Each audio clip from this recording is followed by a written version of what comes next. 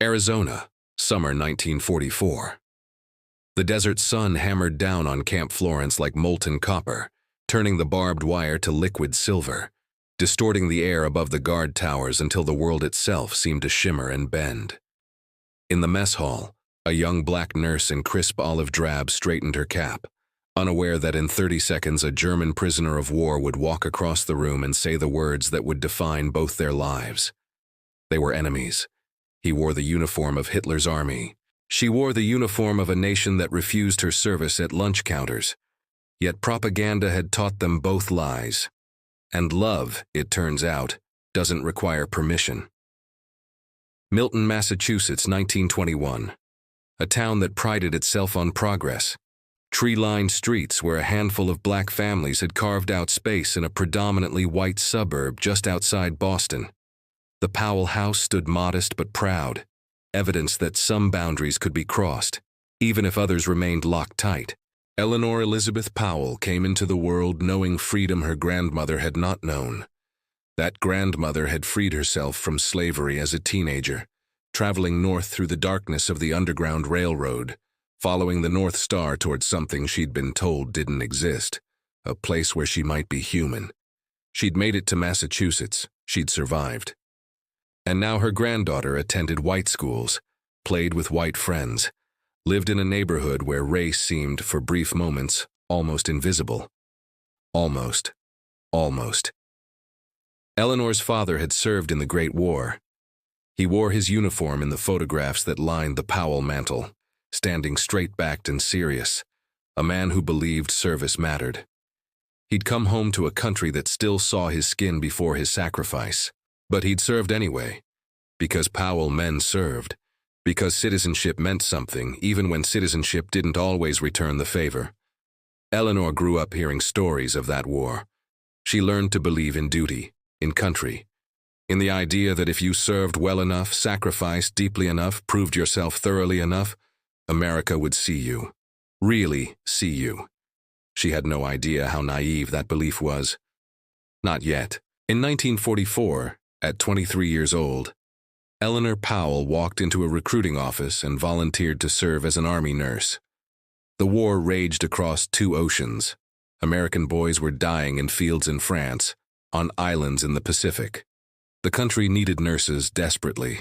Eleanor had completed her training. She had skill, determination, patriotism running through her blood like a second heartbeat. The army took her application, reluctantly. Oppeln, Germany, a town that would disappear from maps after the war, swallowed by Poland, renamed, erased. But in the 1920s it stood firm in Upper Silesia, and there Frederick Albert was born in 1925 to a family with money and status, and a father who seemed carved from Prussian stone. Frederick's father had fought in the First World War. He'd come home with medals and silence, a man who'd learned that emotion was weakness, that sons were projects to be perfected, that love was something you earned through excellence or didn't earn at all. Frederick tried. God, he tried. He was sensitive where his father wanted hardness. He loved to bake, to cook, to create beauty from flour and sugar and butter. He drew. He read poetry. He was, in every way that mattered to his father, a disappointment. When the war came, Hitler's war, the war that promised Germany would rise again, Frederick saw a chance. He'd volunteer, not as a cook or a baker, as a paratrooper, the most dangerous, most elite, most respected soldiers in the Wehrmacht. His father would have to see him then, would have to acknowledge him, would have to love him. Bad decisions made for worse reasons. Frederick volunteered for the Luftwaffe paratroopers, driven not by ideology but by the desperate hope that maybe if he jumped from enough planes, his father would look at him and feel pride. He trained. He jumped. He became what he thought his father wanted. It changed nothing. By 1943, Frederick Albert was deployed to Italy. The war had turned. The Allies were pushing north. The Afrika Korps had surrendered. The Third Reich was beginning to crack, though few would admit it yet. Frederick worked as a medic, patching up soldiers who'd been told they were invincible, watching boys his age bleed out in Italian dirt. In September 1943, he was captured by Allied forces, put on a ship, sent across the Atlantic through the Panama Canal to the West Coast, loaded onto a train that crossed the entire breadth of America, and Frederick stared out the windows at a country so vast, so wealthy, so untouched by war, that he began to understand for the first time that Germany had never stood a chance. The train stopped in the Arizona desert. The doors opened. The heat struck like a physical blow. Welcome to Camp Florence, Fort Huachuca, Arizona. 1 hour outside Tucson, the largest military installation for black soldiers in the entire United States. 30,000 black infantrymen trained there during the war, separated from white troops, separated from civilian communities, held in a kind of military quarantine based on the Army's conviction that black soldiers were inherently inferior, inherently dangerous, inherently untrustworthy. The Army feared mutiny, so it built elaborate systems of control, strict confinement, constant supervision, physical separation of white and black officers to ensure that equality of rank never suggested equality of humanity. Eleanor Powell arrived at Fort Huachuca in the spring of 1944. She'd expected to serve her country. She'd expected long hours, hard work, the satisfaction of saving American lives. What she got was a 6-week basic training course in a segregated facility where even the water fountains were marked white and colored, where the barracks were divided, where every single day reminded her that the uniform she wore didn't actually make her equal. Only 300 black nurses served in the entire Army Nurse Corps during World War II, compared to 40,000 white nurses. The Army had fought their inclusion for years, arguing that since black nurses could only treat black soldiers in black hospital wards, there was simply no need for them. It was a circular logic designed to exclude, and it almost worked. The National Association of Colored Graduate Nurses had to mount a sustained campaign, writing letters, organizing protests, enlisting the support of Eleanor Roosevelt herself, before the Army grudgingly opened its doors. Even then, the quotas remained brutal. Even then, black nurses faced assignment policies designed to humiliate. Eleanor completed her training. She waited for her orders. She assumed she'd be sent to treat wounded American soldiers, maybe overseas, maybe in a stateside hospital. She'd volunteered to serve, to heal, to prove her worth. Then her commanding officer gathered the nurses for an announcement. Too much fraternization, he said, between white nurses and German POWs at Camp Florence. The Army was bringing in black nurses as replacements. They'd be treating German prisoners of war. The irony was so thick you could choke on it. The Nazi ideology of racial superiority. The German prisoners who'd fought for Hitler's vision of an Aryan empire. And they would be cared for by the very people both Nazi Germany and Jim Crow America had designated as subhuman. Eleanor felt something inside her harden, but orders were orders. She packed her bag. She climbed onto the transport. She rode deeper into the Arizona desert, toward a camp that held 13,000 enemy prisoners, toward a future she couldn't have imagined. Toward Frederick. Camp Florence sprawled across 5 acres of Arizona desert, 70 miles northwest of Tucson, the largest prisoner of war complex ever built on American soil, constructed in 1942-43 specifically to house the waves of prisoners pouring back from North Africa and Europe. At its peak, it held 13,000 men. The camp consisted of wooden barracks arranged in neat rows, guard towers at each corner, double fences of barbed wire enclosing the compounds. But inside those fences, the Germans had built something almost beautiful. They'd constructed fountains from desert stone. They'd painted murals on mess hall walls. They'd organized orchestras, soccer leagues, theater productions. Some had even built a chapel, a small stone building that still stands today. A ghost of a war that ended 80 years ago. The prisoners ate the same food as American soldiers, required by the Geneva Convention. Fresh milk in bottles, meat 3 times a week, butter, coffee. Things that civilians back home couldn't get because of rationing. Local residents dubbed the place the Fritz Ritz, angry that enemy soldiers seemed to live better than Americans. But the prisoners weren't complaining. Most had come from the Africa Corps, Rommel's desert fighters who'd surrendered in droves in 1943. They'd expected brutality, starvation, punishment. They'd been told Americans were savages. Instead, they found swimming pools, athletic fields, educational programs, 50 cents an hour for work detail. Some tried to escape, but their hearts weren't in it. The desert was too vast, the war too far away. And honestly, many were relieved to sit out the rest of the conflict behind fencing, where nobody was shooting at them. Frederick Albert was assigned to work in the mess hall. He was a good cook, a great baker. He'd spent his childhood in his mother's kitchen in Vienna, learning to make pastries that dissolved on the tongue. Now he made army food for German officers, but he took pride in it, made it taste like home when he could. The black nurses arrived in late spring, 1944. About a dozen women, all officers, all trained, all furious. Before they even reached Camp Florence, Eleanor Powell learned the rules of Jim Crow, Arizona. She'd stopped in Phoenix on a summer afternoon, still in uniform, still believing that an Army officer's uniform meant something. She walked into a Woolworth's lunch counter.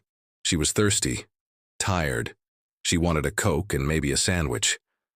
The waiter looked at her, looked at the uniform, looked at her face. "We don't serve coloreds." The words hit like a slap. Eleanor had grown up in Milton, Massachusetts, where this kind of open hatred was rare. She'd eaten at lunch counters with white friends. She'd gone to school with white children. She'd believed, foolishly, naively, that maybe things were different now, that the war had changed things. That service mattered. The waiter didn't care. All he saw was skin. Eleanor left without her Coke. She returned to the base. She wrote a letter to her family that evening, trying to explain what it felt like to wear the uniform of a country that refused to serve you lunch. She wasn't the first black nurse to experience this. She wouldn't be the last. At Camp Florence, the segregation continued. Black nurses ate in separate dining halls, lived in separate barracks, were excluded from officer meetings and social functions. When they ventured into Florence, Arizona, the nearby town, they found restaurants that wouldn't seat them, stores that watched them like thieves, white residents who made their contempt clear. Meanwhile, the German POWs, literal enemies of the United States, were treated with respect, even warmth, by white officers and guards. German prisoners could attend the officers' club. Black nurses could not. German prisoners were addressed as "Sir" by white Americans. Black nurses were called by their first names, their rank ignored. When a German prisoner used a racial slur toward one of the nurses, the commanding officer issued no punishment. A black nurse filed a formal complaint dated August 1, 1944, with the National Association of Colored Graduate Nurses. That is the worst insult an Army officer should ever have to take. I think it is insult enough to be here taking care of them when we volunteered to come into the Army to nurse military personnel. All of this is making us very bitter. Into this toxic atmosphere of humiliation and rage, Eleanor Powell walked every morning. She treated German soldiers who were, for the most part, in excellent health. The transatlantic journey required fitness. Most just needed routine care, the occasional appendectomy, treatment for heat exhaustion. It wasn't fulfilling work. It wasn't the healing she'd dreamed of. It was duty, grinding and bitter. Until Frederick Albert walked across the mess hall and changed everything. The nurses ate in the officers' mess, separate from the enlisted men, separate from the Germans, but the German kitchen workers served the food. Frederick Albert had drawn kitchen duty that day, wearing a white apron over his prisoner uniform, the large PW still visible on his shoulder. He saw Eleanor the moment she walked in. Later, he'd try to explain it. He'd say it was like being under a spell. That time seemed to slow, that the mess hall went silent, that nothing existed except this black woman in an Army nurse's uniform, carrying her tray, looking exhausted and beautiful, and somehow both fragile and fierce. He didn't think. He just moved. He walked right up to her, stood in front of her, and in his broken English said, "You should know my name. I am the man who is going to marry you." Eleanor stared at him. This skinny German prisoner, audacious and strange, standing in the middle of the mess hall making declarations that should have gotten him court-martialed.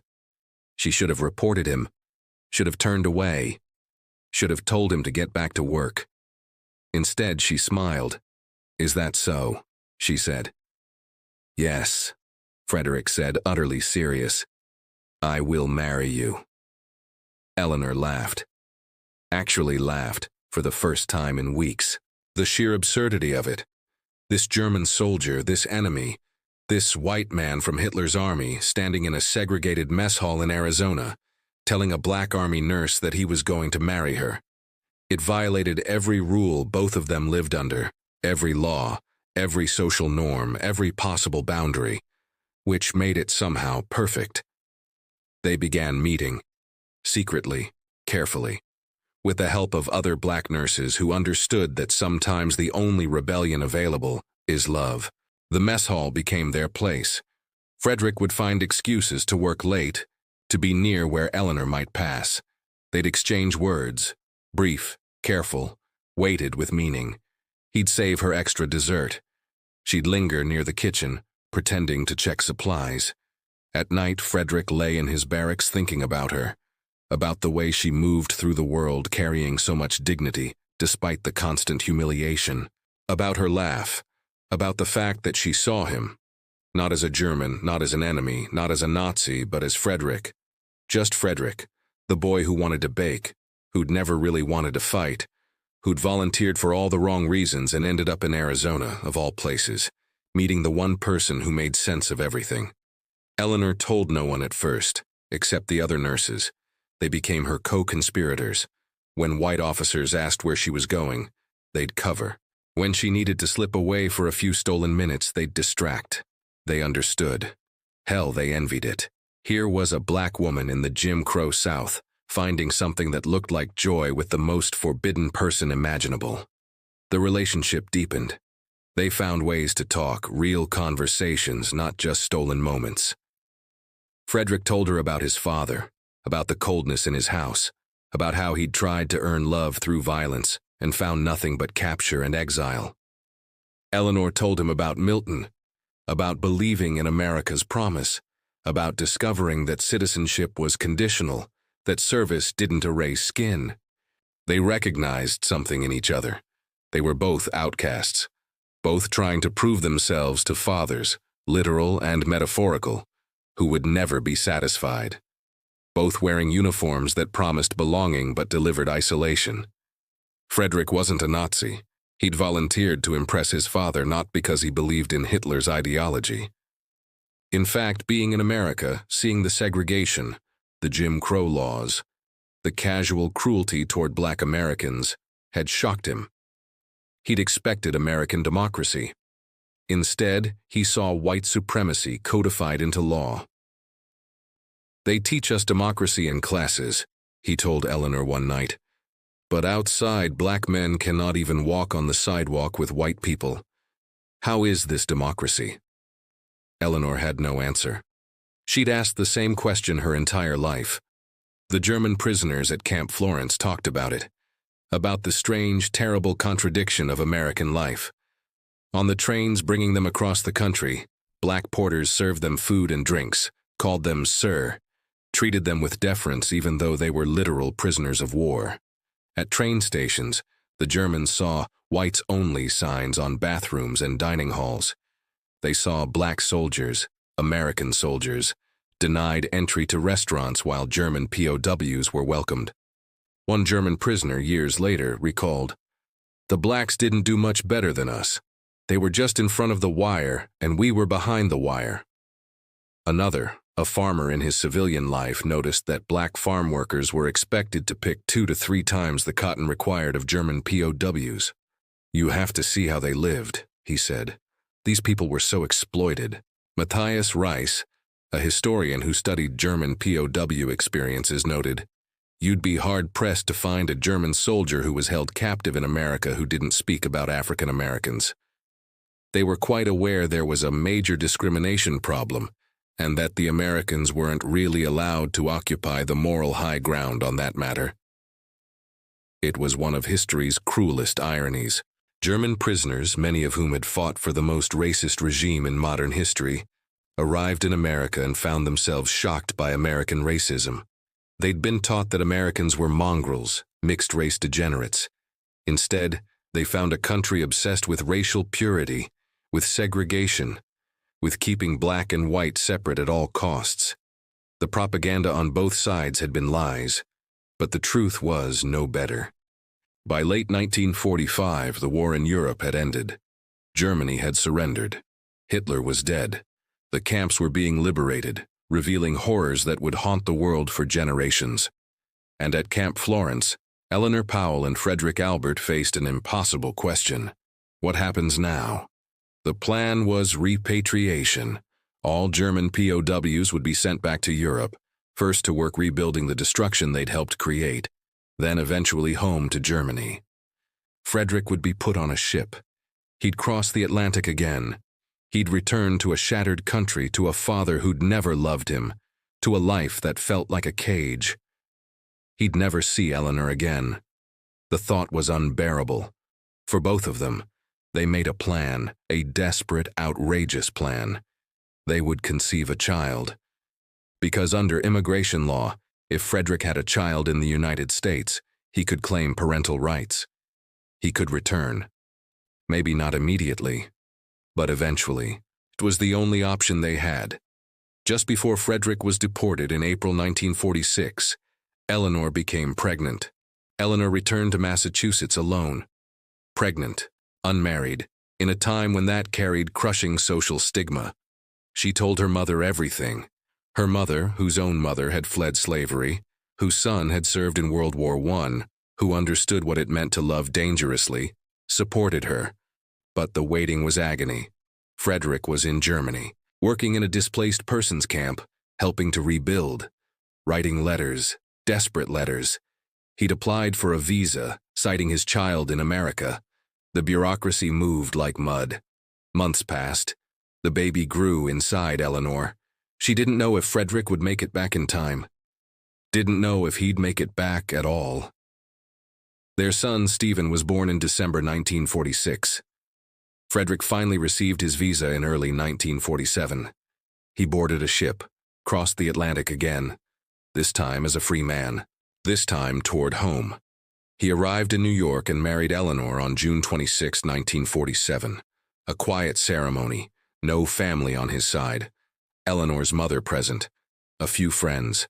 They signed papers that were illegal in most of America. Interracial marriage was banned in 22 states, but New York allowed it. So in New York, they became legal. Now they just had to figure out where they could actually live. They tried Boston first. Frederick's English was improving. He found work. They found an apartment. The landlord evicted them when he discovered they were an interracial couple. They tried again. Another apartment. Better luck at first. Then the neighbors started complaining. Then Frederick lost his job. Nobody wanted to hire a German so soon after the war, especially not one married to a black woman.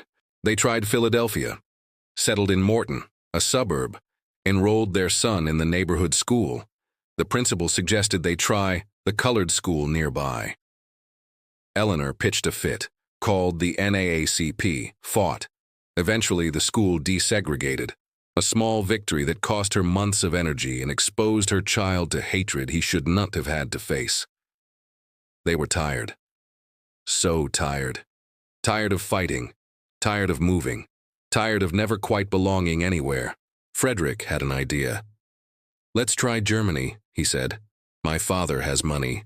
He can give me a job in his engineering firm. Maybe it will be different there." Eleanor didn't believe it would be different, but she was willing to try.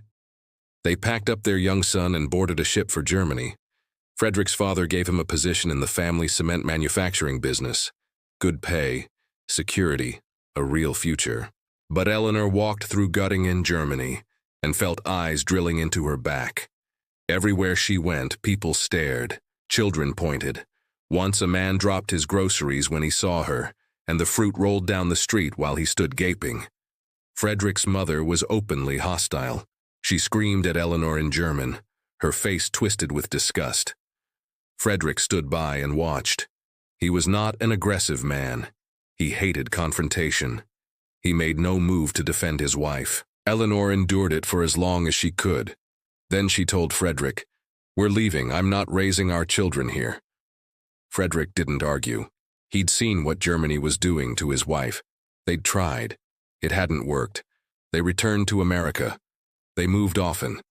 Philadelphia to Connecticut to other small towns, always searching, always facing the same walls, landlords who wouldn't rent to them, employers who wouldn't hire Frederick, white neighbors who made their displeasure clear.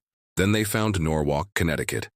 Specifically, an intentionally integrated community called Village Creek in South Norwalk. It was a planned community, built with integration as a core value. Black and white families lived side by design, not accident.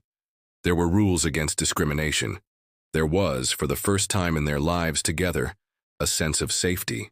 Frederick got a job at Pepperidge Farm, the bakery company, using his cooking skills to develop new products. Finally, his talent mattered more than his accent or his wife's skin color. Eleanor raised their two sons, Stephen, born in 1946, and Chris, born later. She volunteered in the community. She made friends. She breathed easier. It wasn't perfect. America in the 1950s and 60s was still segregated, still violent, still fighting a civil rights battle that would span decades. But in Norwalk, in their little integrated community, Eleanor and Frederick Albert found something like peace. Their youngest son, Chris Albert, grew up watching his parents navigate a world that didn't want them to exist. He learned resilience. He learned music. He picked up a trumpet and found he had a gift. Chris Albert eventually became a professional jazz musician. He joined the Duke Ellington Orchestra, one of the most prestigious jazz ensembles in the world, traveling the country playing music that had been born from Black American suffering and joy and resistance. And everywhere he went, he carried his parents' story. The black nurse and the German POW who fell in love in Arizona in 1944, who defied two nations' racist laws, who built a life from nothing but stubbornness and love. Eleanor Powell and Frederick Albert's relationship violated Nazi racial ideology, which classified non-Aryans as subhuman, Jim Crow laws, which banned interracial marriage in most of America, military law, which could have court-martialed Eleanor for fraternization with a POW, social norms on both sides of the Atlantic. They defied it all, not because they were revolutionaries, not because they had some grand political vision, but because Frederick saw Eleanor across a mess hall and felt his world shift. Because Eleanor, exhausted from being treated as less than human by the country she'd volunteered to serve, found unexpected dignity in the eyes of an enemy soldier. The black nurses assigned to Camp Florence were sent there specifically because white nurses had been fraternizing with German POWs. The Army believed that by replacing white nurses with black nurses, they'd eliminate the fraternization problem. The racist assumption was clear. German prisoners wouldn't be attracted to black women. Black nurses wouldn't be interested in white men. The racial boundaries would hold. Instead, the Army's racist logic produced exactly what it feared. Eleanor Powell fell in love with Frederick Albert. Other black nurses formed friendships and, in some cases, relationships with German prisoners who treated them with more respect than white American officers did. The irony is almost too perfect. The military's own racism created the conditions for the very boundary crossing it sought to prevent. Frederick died in 2001 at age 76. Eleanor followed in 2005 at age 84. They'd been together for 58 years. They'd been married for 54. But those years had cost them. The constant moving, the endless rejection, the violence of never quite belonging. Eleanor had endured lunch counters that refused her service while serving German prisoners. She'd faced German POWs who used racial slurs while her commanding officers did nothing. She'd been denied the chance to care for American soldiers, the reason she'd volunteered, and forced to treat enemy combatants instead. Frederick had endured exile, poverty, discrimination against Germans in the years after the war, the hostility of his own family, the constant knowledge that marrying the woman he loved had cut him off from everything he'd known. They paid for love with isolation, but they paid it willingly. Eleanor and Frederick's story was nearly lost. For decades, it was buried in family memory, known only to their sons and a handful of friends. The broader history of black nurses in World War II, their assignment to POW camps, the bitter irony of their service, all of it was forgotten, tucked away in archives that few people bothered to read. Then journalist Alexis Clark began researching. She discovered Eleanor's name in a footnote. She tracked down the family. She interviewed Chris Albert. She spent years piecing together the story from letters, military records, oral histories. In 2018, Clark published Enemies in Love, a German POW, a black nurse, and an unlikely romance.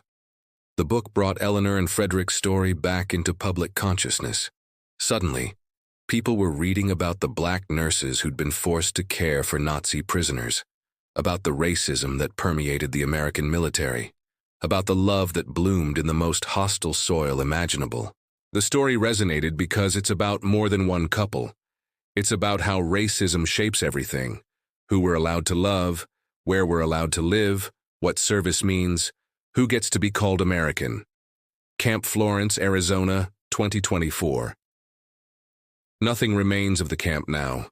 The barracks were dismantled after the war, sold off, converted to schoolrooms in other towns. The fences came down. The guard towers vanished. But in Florence Gardens, a 55-plus retirement community, there's a historical marker. It tells part of the story. About the camp, about the prisoners, about the men and women who served. It doesn't mention Eleanor Powell and Frederick Albert. Their names aren't on any plaque, but their son plays trumpet in one of America's greatest jazz ensembles. Their grandchildren carry their story forward. And now, 80 years later, we remember. We remember that Eleanor Powell volunteered to serve a country that refused to serve her lunch. We remember that Frederick Albert was captured fighting for a cause he never believed in, trying to earn love from a father who would never give it. We remember that they met in a mess hall in the Arizona desert, in a camp designed to keep enemies contained, and they fell in love anyway. We remember that love doesn't ask permission, that it crosses boundaries we've built to keep people separate, that it emerges in the most hostile environments and survives against the longest odds. We remember that in 1944, in the middle of a world war, a black nurse and a German POW proved that propaganda is always lies, that the enemy is always more human than we've been taught, that the boundaries between us are imaginary, arbitrary, enforced by power but not by truth. Eleanor Powell and Frederick Albert built a life together, not an easy life, not a comfortable life, but a life marked by a radical kind of courage, the courage to love someone the world says you shouldn't love, to build a family the world says shouldn't exist, to keep searching for home until you find a place that will accept you. Their story matters because it reminds us what's possible, that even in the most segregated, most controlled, most hostile environments, human connection breaks through. That love, as Dr. Ian Malcolm almost said, finds a way. The camp is gone. The war is history. The laws that banned their marriage have been struck down, but the lesson remains. We are more than our uniforms, more than our nations, more than the propaganda we're taught. We are human beings capable of seeing each other across impossible divides and choosing connection over fear. Eleanor saw Frederick. Frederick saw Eleanor. And in that seeing, they unmade the lies two countries had told them about who they were supposed to be. That's what love does. It unmakes lies. It crosses borders. It builds home in the desert. Even if it takes a lifetime. Even if it costs everything. Even if the only people who remember are the children who carry the story forward and the historians who refuse to let it die. Arizona, 1944. The sun hammering down on barbed wire. A mess hall full of rules about who can speak to whom. A black nurse in uniform. A German prisoner in an apron. And love, unasked for, unpermitted, impossible, inevitable. Love anyway.